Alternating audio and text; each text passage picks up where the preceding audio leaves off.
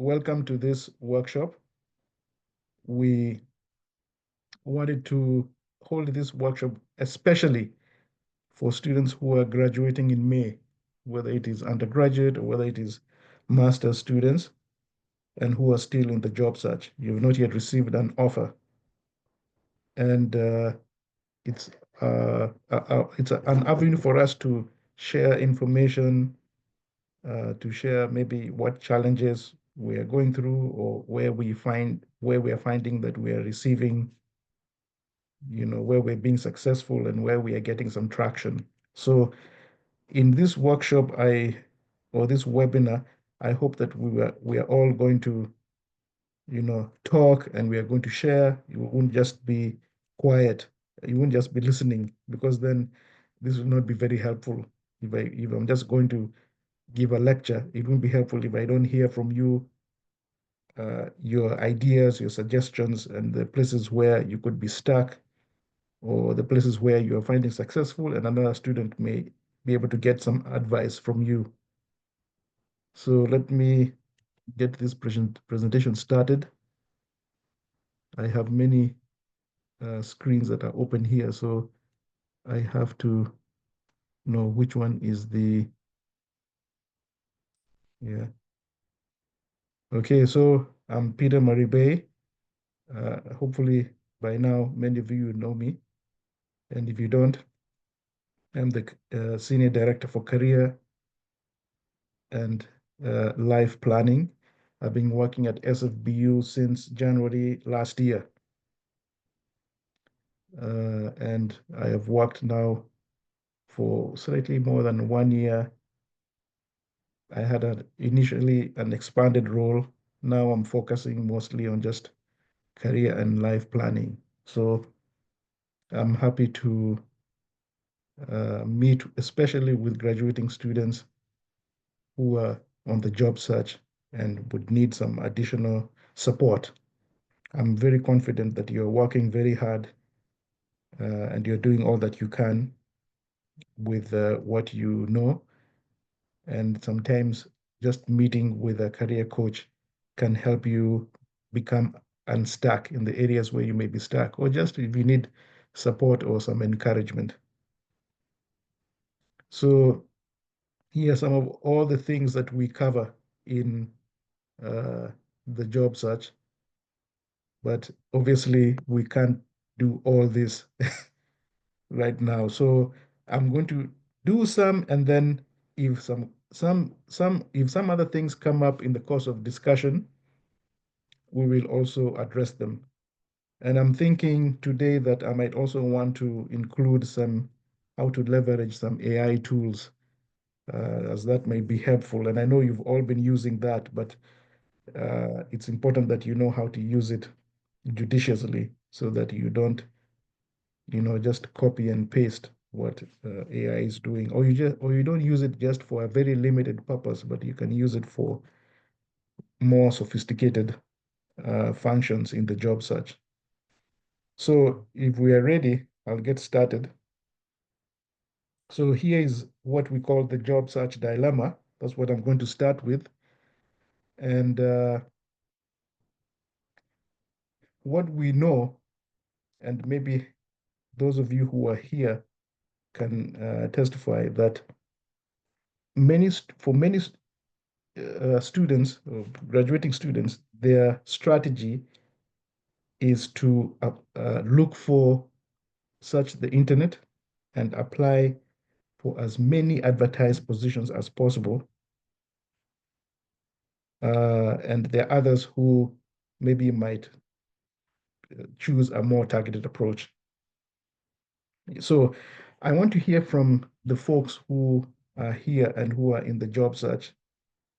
Let me see if I can see.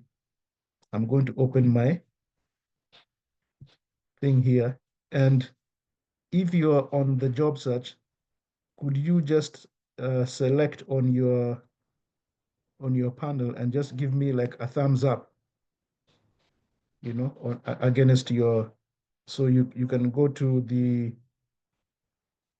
panel where it says uh, and just do a thumbs up so I can see who are the people who are in the job search, how many of us.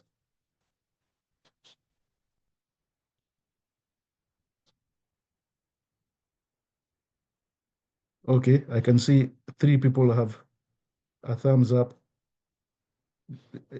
Does somebody know how to do the thumbs up in case there are those of us who are still not familiar with how to do it? Okay, so there are a number of us. Okay, thank you. I see. So for those of you who, all of you who are on the job search, maybe could you kindly share with us what your strategy has been, very briefly, without going into very much details. Just tell us like, hey, this is my strategy. Yeah,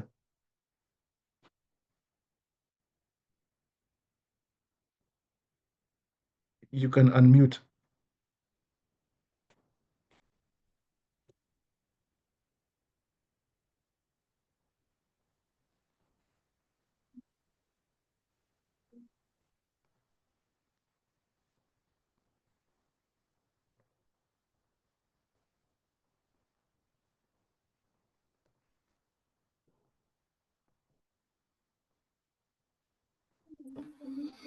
Actually, doctor, I'm not looking for a job right now, but when I did Oh, apply to different jobs, my strategy was to approach how you call them, the career people, right? So people who actually look and work with companies to help with that.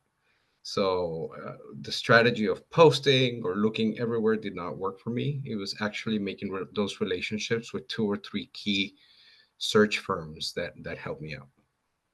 okay. Oh, great. Thank you. So at least there is that approach of using a search, working with a search firm. Yeah, that's great. Thank you so much. What other strategies are there? I like that. The one for working with a firm. Yeah.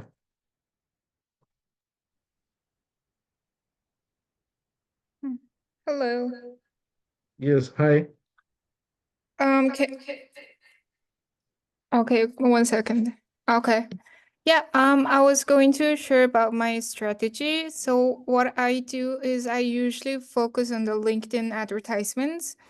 And then also at the same time, I try to connect with some like the agency recruiters to sell myself. And then so that the other recruiters can like introduce me to their client companies. So that's kind of like my strategy at the moment. Okay. Okay, that's great. Thank you so much. Uh, that's great working with recruiters. Uh, I'm sure, well, I hope also that for many of us, one of our strategy is, applying for jobs on job boards uh, and looking for jobs in that way. Okay, so I can see here, wow, this is amazing. Um, the poll has gone out. We have less than 1 minute for it to complete.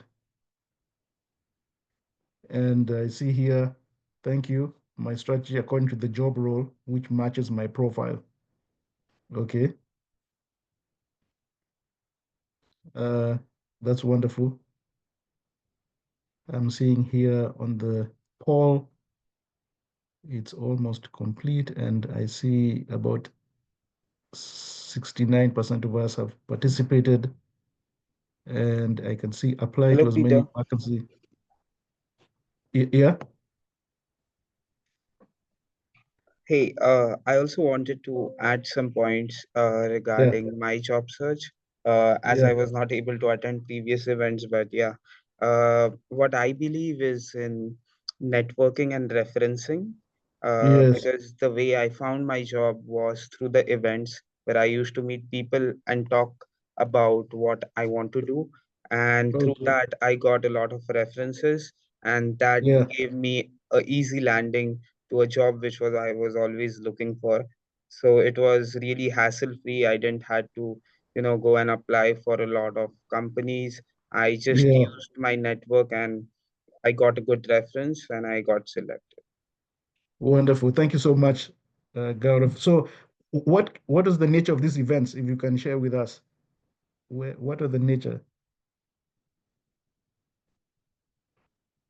Yeah, so the nature of these events was like the networking events where like a lot of founders and a lot of Yeah, VCs come to those events, and like okay. through that you can just like talk with them and like ask like if they are looking for something, and eventually the world is uh, a very small place, so that you Yeah, got to be lucky, but sometimes the dots get connected and you get a job. So yeah, thank you. For instance, there was one last night at SFBU, at the LRC, um, the Silicon Valley Founders Connect. Actually, it is there's an alum who is the one who hosts. He has a large database, and I think maybe once or twice every month he sends out invitations to these folks, and people come, they meet, they talk about what's happening, in the world of the startup, especially. And you find many founders and also VCs attend and angel investors. Actually, last night, it was my goal to meet as many founders as I could to try and get internships for students. So I actually even met one. We exchanged contacts, and he said that he's a founder. He has several startups, companies, and he was saying, "Yeah, I'm looking for people to employ." And I said, "Hey, we are very good students." We exchanged contacts, and I said, "I'll reach out to him and make an appointment with him." So I imagine that if I was the student myself and I was, there and I was ready to share about my work in artificial intelligence and machine learning, I could possibly have made a connection if it was for myself, yeah, with somebody who, he's a founder of many companies. So thank you for sharing that. Let's go on this presentation. I see here that we have. Uh, I'm really pleasantly, you know, surprised that 70% have a targeted approach that involves networking. So that's very encouraging to see that. Thank you so much for sharing. And so this presentation will not be so much a surprise for you. Let's go on. So because of the folks that are using uh, the job openings as one of the major strategies, there are different methods that you can use. There are these job aggregators like Handshake, Indeed, ZipRecruiter, LinkedIn Jobs. And then there's another list I had actually. I keep gathering these lists whenever I see people on LinkedIn share them or on other platforms, social media. I have also subscribed to some newsletters. Um, they there are some job boards that have um, remote jobs, tech jobs, and then there are also staffing agencies. And for instance, there is even one that is just here in San Jose, Fremont, that we've been in discussions with, called Ultimate Staffing. Yeah, and they also are a staffing agency in the sense that companies, who maybe they don't have a time or the personnel to keep on going through applications and searching, they work with the staffing agency who advertise the jobs and who screen, you know, similar to what Andres shared. Uh, there is also company job boards. So, for instance, apart from LinkedIn, Handshake, Indeed, ZipRecruiter, the companies themselves have a job board, just like we at SFBU have a job board. Several companies have a job board.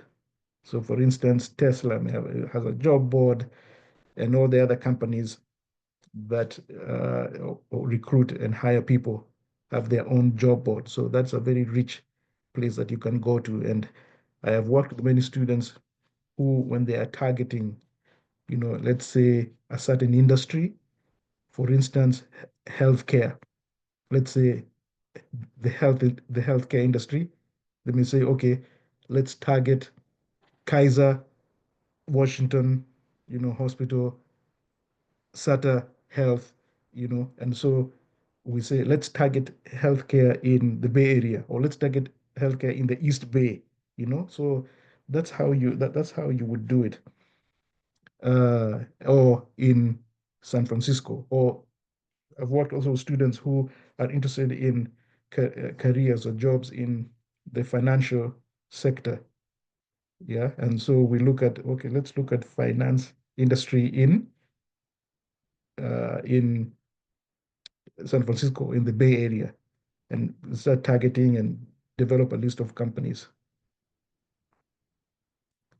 So in order to do that, it is very important then, because there are, of course, hundreds, many jobs, and so it's important that you be able to define what your target role is. So for many students, I find that to be one of the big challenges that they are facing in their job search, is the lack of clarity. Yeah. So for instance, some of us say I'm looking for software engineering jobs. Well, software engineering, there are so many different software engineering jobs, and I'm sure many of you know that. Yeah, it's too broad. Yeah. So is it software engineering, full stack engineer? Is it front end, back end? Is it AIML? Is it, is it, what is it that you're looking for? Yeah. And then what is the industry and what is the ideal job title? Yeah. And then uh, and then if it's finance, especially one of the challenges is the people with MBA or business administration, because business administration people could go into so many different fields. It's even wider than, let's say, people in computer science. There is marketing, there is financial services, there is, human resource, there is uh, maybe sales, there is all kinds of things, insurance. Yeah.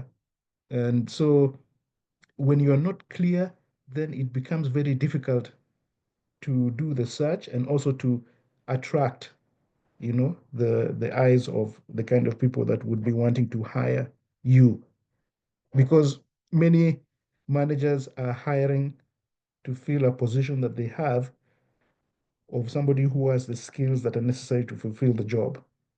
So I had somebody once say, what is the reason that hiring managers, you know, hire people?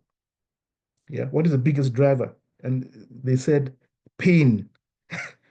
Yeah, it's pain. Pain because they have a job to be done, they have goals to achieve. Yeah. And what they need is somebody qualified who can come in quickly and take up the job and do it. So obviously, they don't want to waste time trying to dig through many resumes and many this and that. They want to find the person. So I am also in the same position, by the way. I am searching and I'm in the process of hiring. And I see some people applying for the job. They have completely missed the idea. They have just put a resume. They have not put any skills that are related to the job. They haven't explained how their skills and their interest in the job. So I've looked and I've just like, this is wasting my time. So when I see somebody who has said, okay, they have done program development, program management, event planning, sales and marketing, this advising, and all those kinds of things. And when I see those keywords, immediately my eyes are like, wow, okay, let me pay more attention to this.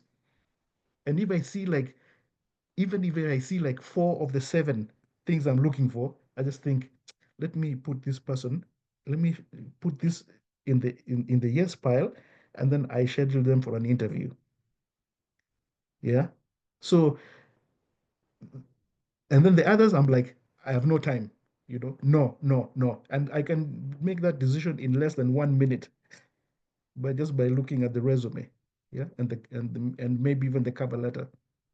So you have to align your experience and education with the job expectations. Yeah.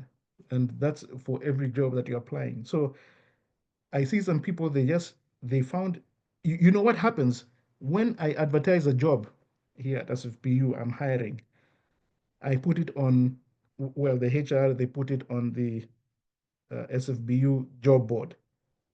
Yeah. But I think these aggregators, they pick it up like Indeed. They have these bots that just troll and they pick up these jobs and they post them. Then they have this easy apply that people just click and then the thing just takes your resume and just plugs it in the job. And so they feel that by doing that for as many jobs as they can, that they will finally, something will stick. It's that principle of just throw it on the wall and see what sticks. No, that's not a good principle. You need to have it targeted. So what does that mean? Yeah, to build a strong profile. Your professional brand is more than just a resume. Yeah, it includes your professional summary skills. It includes of course, your resume, which is tailored to each job application. For those of you who are in tech, who are going into tech jobs, yeah, whether it is data science, electrical engineering, computer science, data analytics, you need an e-portfolio. Yeah, maybe a GitHub or some other kind of e-portfolio, whether it's a website, to showcase your projects and skills. And it needs to have repos that are that are regularly updated, not one that you did 5 years ago. Yeah, it needs to have been regularly updated. For those of you maybe who are doing like data analytics, dashboards, and other things like that, of data that you've analyzed and you're able to show what you can do, because that's what the employer wants to see. Yeah. And for those of you also in data science, things like Tableau Online, yeah, or some other dashboards that you've used, whether it is Power BI or Tableau, yeah, the ones that you can share the link and people can see, oh, you created this dashboard, so you know how to do different kinds of things. And so it's important even how you develop that profile, and that's what we'll be looking at next. So I'm hoping that all of you who are graduating have some kind of way to showcase your skills if there's a technical skill in your job. Let me pause there first and find out if there's any comments, questions, observations about this idea of having a strong profile before we go into details.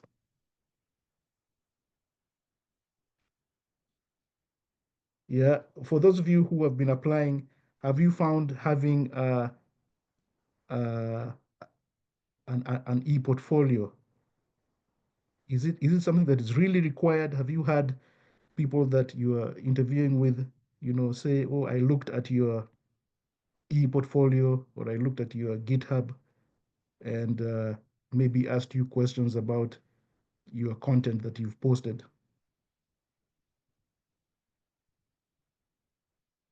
Yeah. Or are there any folks here who are saying, I don't even know what those are? And if you don't, it's important that you say so, because we need to help you this this week or next week to start developing one. Yeah. Okay. Yeah. Yeah. Prof, I'm sure in your class everybody has. Yeah, Dr. Maribei, I think it'll be beneficial for all of us to learn about GitHub. Yes. I don't think everybody knows about it. Okay. And it would be great if you can just give us a blurb on what that is. I'm aware of what GitHub is, and Yes. some of my students may already be familiar with that, but yeah, we Yes. would greatly Okay. appreciate that information. Thank you. Okay, yes, thank you. So GitHub is this, um, let's say this, I don't know whether to say whether it's a website, but it's sort of like a place where developers, where they put their code and where they, because you have several people working on, let's say like a programming project. Yeah, it's very, and the people are working on different parts of the programming project, let's say of a code. So they need to have one place where they post their code and where they can update and where the code can all come together in order to develop the product that they are creating. So GitHub is that place where they do that. Yeah. So it's a very systematic way of like creating your programs or your code, a place for you to share that and a place for the product to come together. So it's a very important, uh, a very important platform that I think all developers know. But it's more than that. Yeah, it could also be, you could also put your own projects. You don't have to be working in a team. You could also add your own projects. And I have one I can show you that was created by LinkedIn. Let me see if I can get it and share it. So you can see what is a practical example of the use of the GitHub profile, the GitHub. Let's see, we are here and I'm going to show you LinkedIn. Yeah, okay, let's share.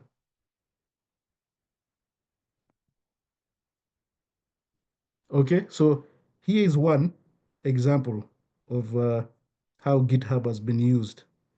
So LinkedIn has created this GitHub, yeah, like this profile where they have created information to help people understand what are the skills that are required in different roles. Yeah, so that as a you as a person who is uh, wanting to develop in their career can know what skills are required.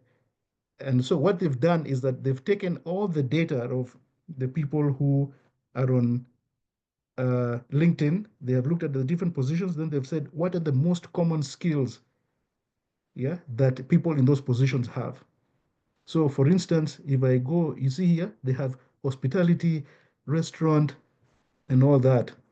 They have all these different positions. And so they're showing you, if you want to make transitions from jobs, what are the skills that are required? So you can see here, they've said, select your metropolitan area. Yeah, all this data is from people that are in uh, LinkedIn, and they've done this on GitHub, as you can see here on the link github.io career. They've built a career explorer. So I can say here, Bay Area. Let me see if it's Bay Area. Okay, San Francisco Bay Area. And let's say I put a job here. I say I want a front end developer. Okay.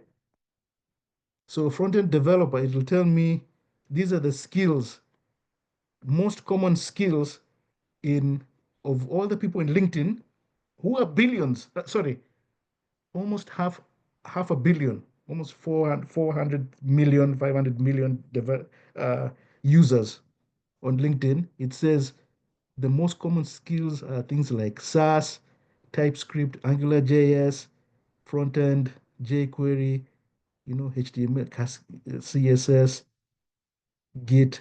You see, Git is there, Angular, and all that. Yeah. So these are the most common skills. Then it says, okay, these are 43 job matches in the United States for front-end developer showing 20 results. You see? So this program that they have developed is picking up this data from LinkedIn. It's showing, and I'm using this as a double function. I'm showing you GitHub as well as I'm showing you how you can find the skills that are most common in the kind of position that you're looking for. And you can see here there's web developer, there's a skills overlap between web developer and front-end developer. Here are skills, and you can click here, find jobs on LinkedIn.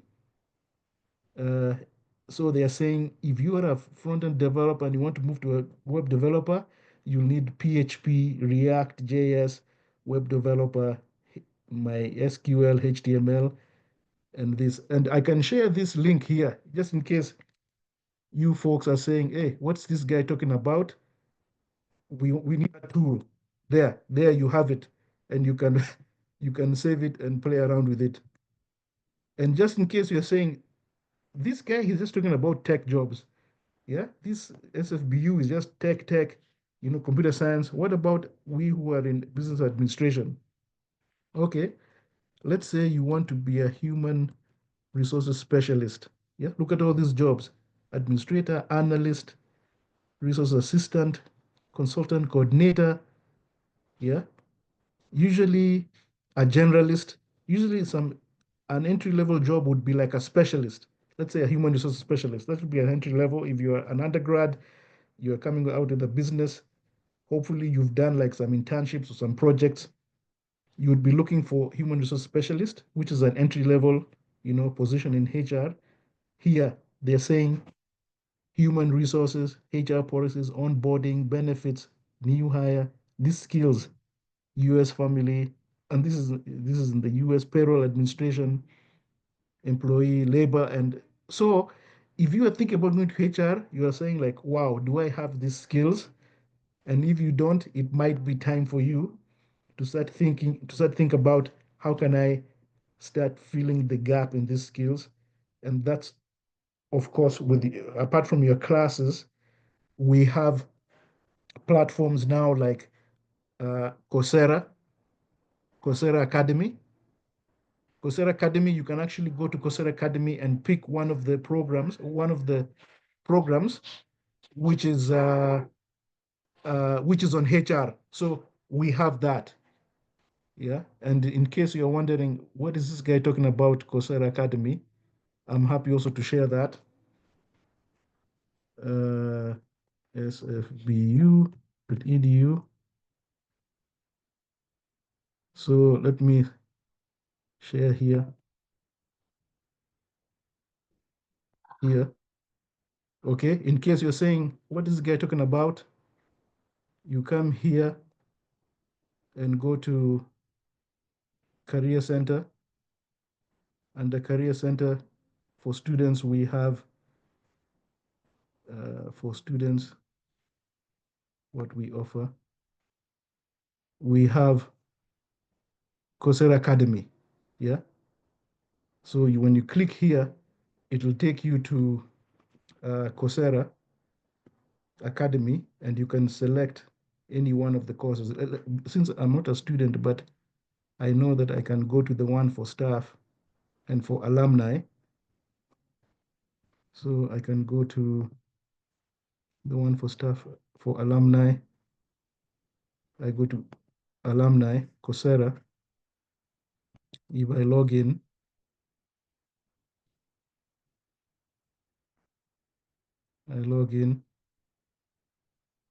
it will allow me.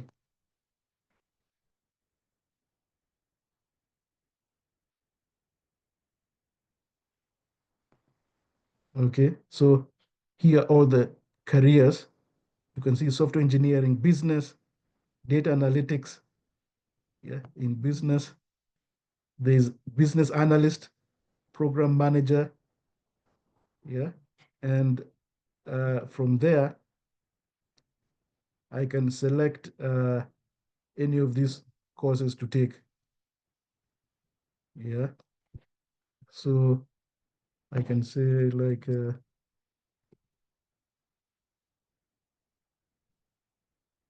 human resources. Let's say human resources.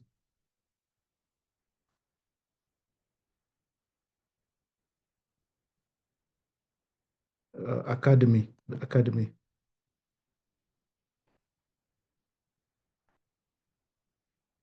Okay, so you can see here, It has given me one of their courses that they have that has several of these courses within it: payroll, talent acquisition, exactly the kind of things that are here on this list.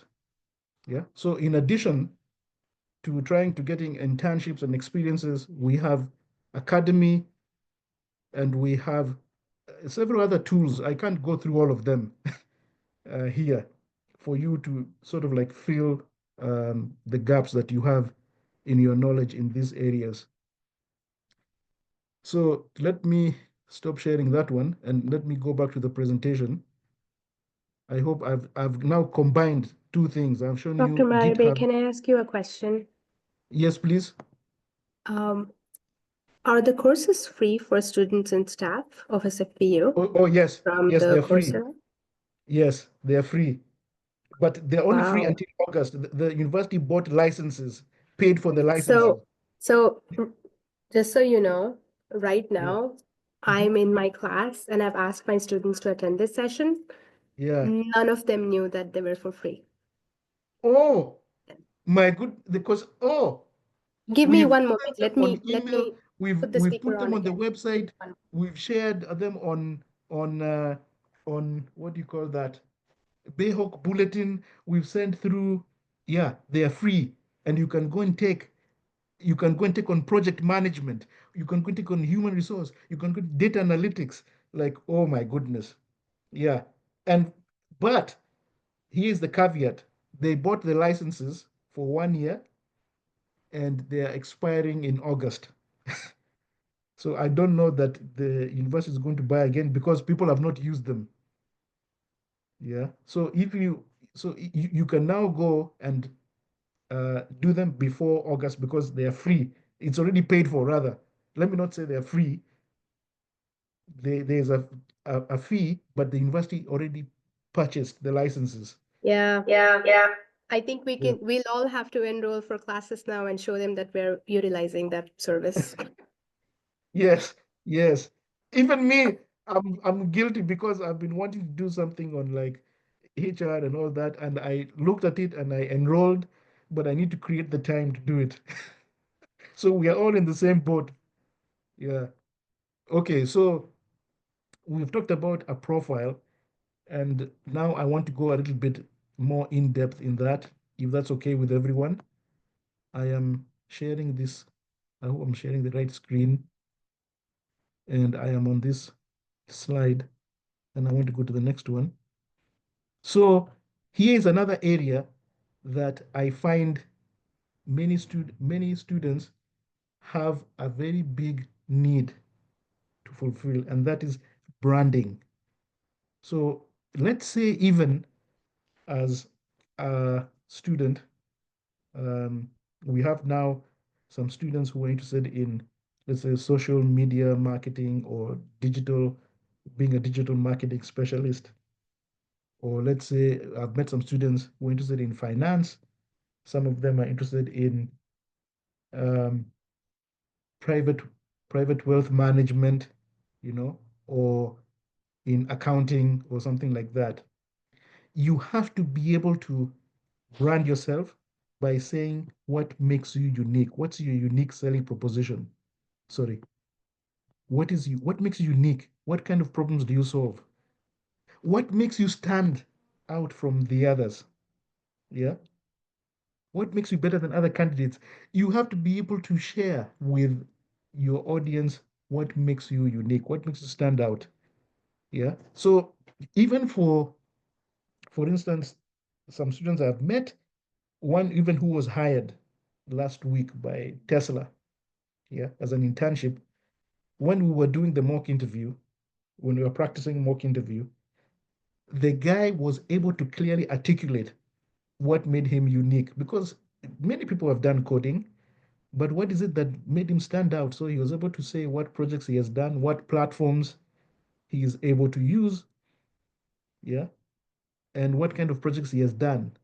I've met, some students in electrical engineering who say, my thing is renewable energy. Yeah. I've met others who have said, oh, mine is cheap, you know, architecture, very large scale integration, that kind of a thing. So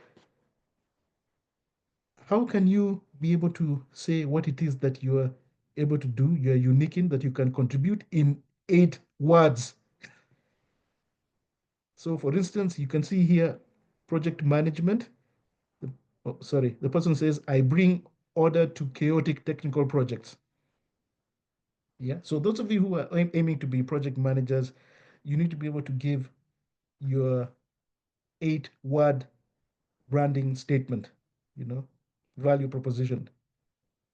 I am a marketer leader who's carried a sales bag, a data analyst. I translate data into business action plans. So what is your 8 word, statement? Yeah. And I've met students who are clearly able to articulate in just 8 words what it is that they are. Like I've told you, I've met some who've said renewable energy, others still in engineering who are saying, oh no, my area is, you know, large scale integration, like chip, in terms of developing chips. I've met others who theirs is digital, marketing. I've told you some who've said it's private wealth management for this and that. And so you need to be able to say what your branding statement is.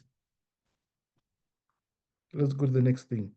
Then what your value proposition is. Yeah. In 100, less than 100 words. Yeah. You summarize your background. You know why? Because you need to be able to say that in networking meetings, when you're meeting somebody online, or uh, when you're in an interview and they say, tell us about yourself and you're interested in this position. Now, that's not the time to start saying, I went to secondary school in, I don't know where, yeah, in London, and then I went to college in wherever. No, that's the time to give this value proposition, which is 100 words. Yeah. So use keywords in your field, clearly state the problems that you can solve, and emphasize your contributions and benefits to the company. That's what people want to hear. It doesn't matter. Like I have, I've met some students, and when talking with them, they are so verbose. They started saying many things, and I'm saying like, no, just people are not interested in all that. They want to hear how you can solve their problem. Yeah, they don't want to they don't want to be impressed with their credentials. They can sound impressive, but the question a person in their mind is asking, can this person solve my problem? Yeah, that's it. And that's the part they want to hear. So here's an example of a value proposition summary from a HR leader. So, and this would also the part that would go to in your LinkedIn about me section. It says a HR leader who leverages technology, data, and analytics to propel human capital, orchestrates employee engagement programs, turnover analysis, potential risks, talent recruitment, onboarding. You see, these are exactly the kind of things that we saw on that HR, at the Career Explorer. These are the kind of things that we were seeing: market research, diversity, equity, and inclusion, performance, you know, processes, merger and acquisition. Now, me, if I'm a manager who is wanting to hire somebody, a HR leader, and I see these things, it catches my attention. Yeah. And so if you are wondering, man, how do I even do this? One way, I think we now all know how to use ChatGPT. You could just copy your resume and put in ChatGPT and just ask it for help, and just say, please create a unique value selling position in 100 words based on my CV. And then you put your CV, then see what it will give you. Then you can start working with that. Yeah, you can start now editing. You take what it gives you and start, adding and editing using the keywords that the position you're applying for is saying is important for your position. Yeah. And you were wondering what the keywords are. I showed you, as well as picking them, as well as picking from the positions that you're looking for. So if you're looking at um, an AI ML engineer, look at 3 or 4 job descriptions and see what is common in all of them. And then those keywords have to appear in your value proposition statement. Okay, so let's go. I see time is going, so I won't go very much into depth, but that's something you have to do. So I can show you an example here in of where you can use your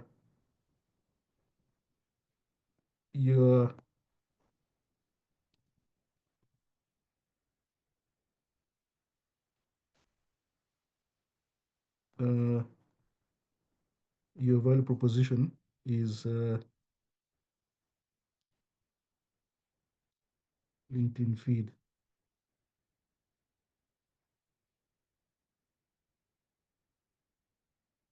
So if I share here, so for instance, this is my LinkedIn. If I go to my, my profile, you can see here about. Here's where now your value proposition would go.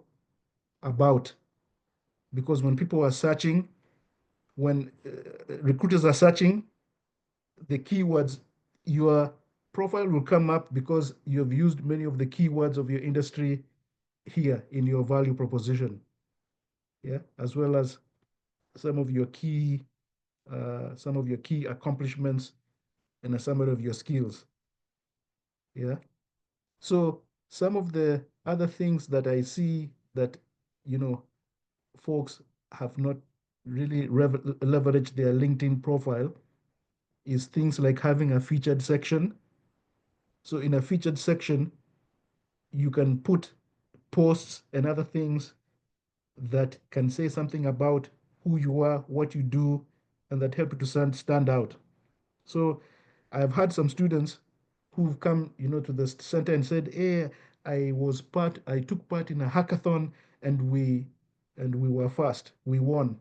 I said, "Well, okay, hey, wonderful. Please bring that. We put it on LinkedIn and then put it on your featured section."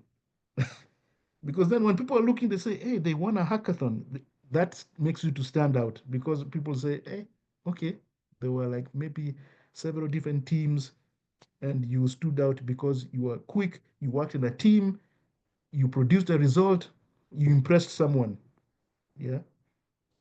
Another thing about is that in your experience, you put your jobs and then you put what else appears like in your resume, the bullets. So people just put the job, they don't put any information. And in LinkedIn, more is more. Yeah.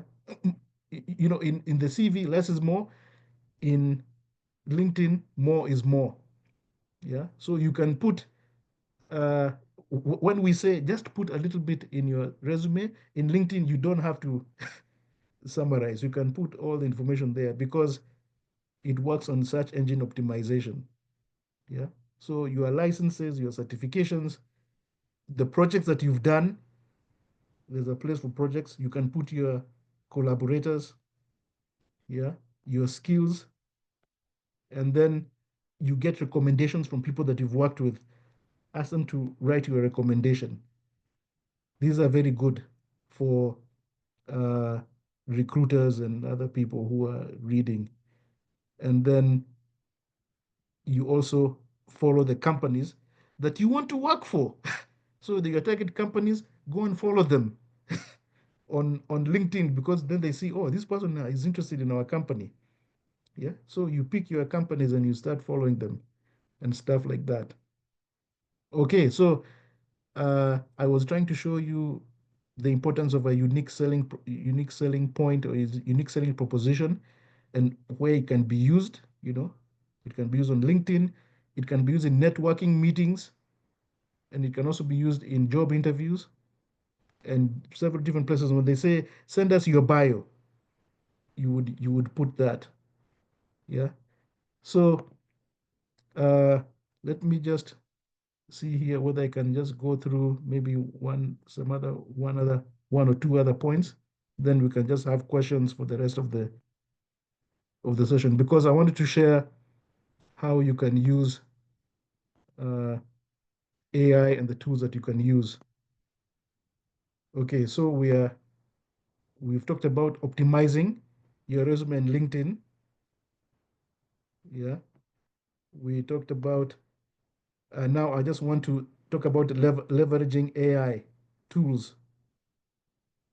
Yeah, so many of you are probably using uh, Chat GPT or Claude or whatever, but there are ways that you can learn to use it in order to make, for instance, your value proposition, in order to improve the bullet points, yeah, in your resume, and also in your LinkedIn profile. Because what what at this stage, what potential employers and collaborators want to see is results.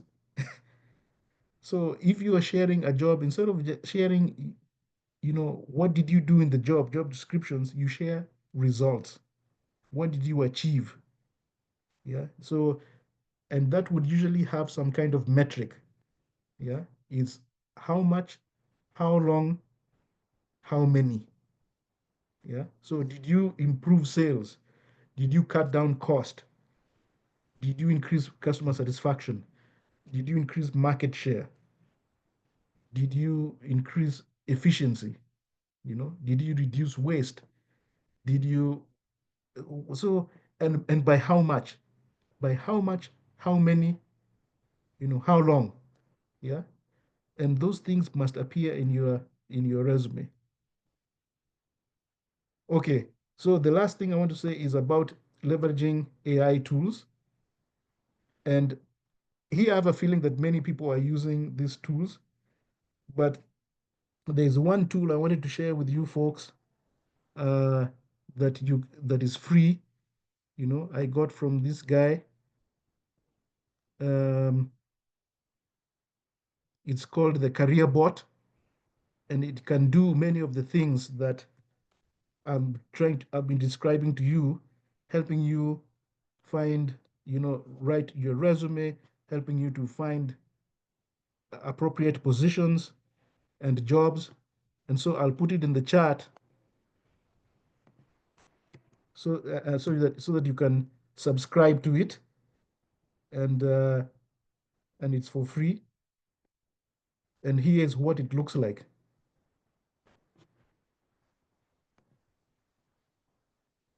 once you subscribe. Here's what it looks like, the career bot. So you'll be able to put 3 priorities that you want in your job, like compensation. Then you copy and paste your resume in here.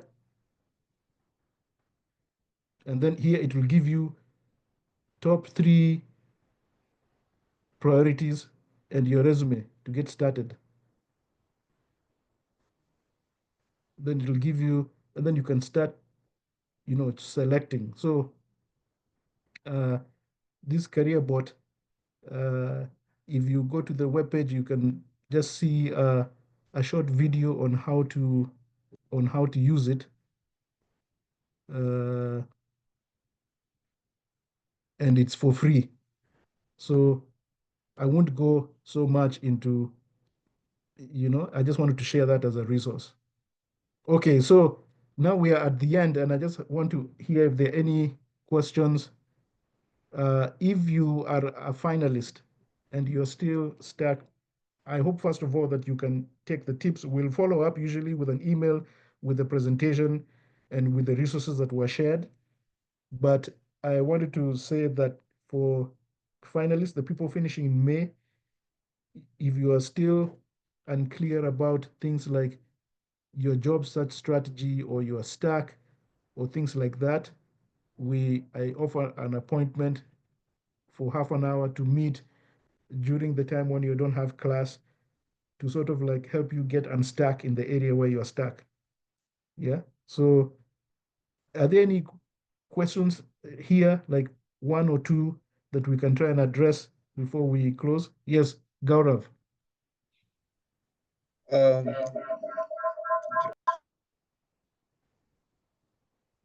Yeah, you can use the one in yeah, the class. so Peter, thank you so much for letting me ask the question. The presentation looks very much valuable. So is there any chance we can get a hold of that presentation? Yes, yes. So it's important if you are here to use your name. That's why if you saw in the chat, the student assistants were saying, please use your full name or something like that, so we can take your name attendance, because that's how we send a follow-up email. So if you are here and you are not using an official name that we can recognize, it's very hard for us to follow up. Thank you Okay. very much, Professor. I see. And we have a student assistant. Please make sure that you take also the professor's email in addition to the students who are here in attendance. Yeah. Thank you so much, Gaurav. Yeah, Thank we'll you, send Peter. a follow-up with the links like of everything that I've shared. Yeah. Hi, I'm sorry, Dr. Peter. I wonder if we can, is it time to ask the question or is it Yeah. ready? Yes. I just have one question. So for Yeah. example, if I am a business student and I am in business major, let's say Yeah. I am in sales or marketing and I want to make myself an e-portfolio. What should Yeah. my e-portfolio consist of? Wow, that's good. Yeah, Uh, I'm just curious. yeah. If it is marketing, it could include, let's say, like a marketing plan that you developed. Yeah. If you Mm. did like a marketing plan, a marketing survey, something that you did in marketing, if it's not protected by uh, confidentiality. Sometimes your employer may have made you sign a non-disclosure agreement, or it may be their intellectual property. So they may say, "No, you can't share that." But if you have, you can you can share, or you can do something similar, not the one that you did a job that is protected, by your employer. I mean, that is their intellectual property, or because of confidentiality. You could develop something similar and put it on your web page, or you could share, if it's a marketing thing, you could share like digital assets. So you could share like a digital asset, maybe like something like uh, if you did, let's say, like a social media thing, you can put it. If your campaign, for example, resulted, let's say, like in a billboard, or you did an event, you can share, let's say, like a link to the post that you did, yeah, of the to the event, yeah, a link, so showing that, or it was an ad in the radio or in TV. That's what you would put in your portfolio. Just say, here a sample of the project that I did on my project. If it's something that is available that people can see without having to go to your company's protected information. Does that help? That's really helpful. That's really detailed. I already have some Yeah. ideas of what I can put on down now. Thank you. Wonderful. Yeah, exactly. So I've had some students who've they were working, let's say, like in media.